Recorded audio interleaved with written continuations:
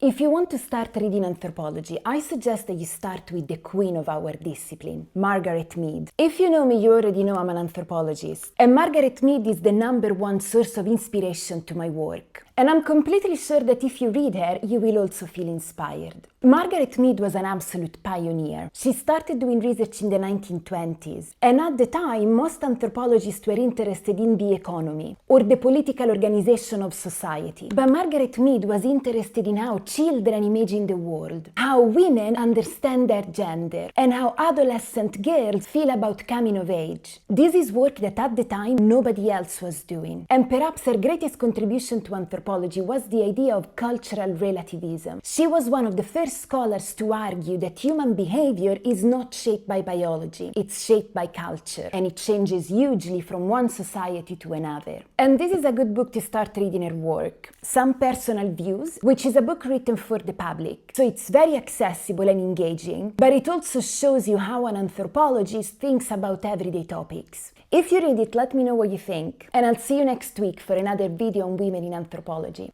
Ciao!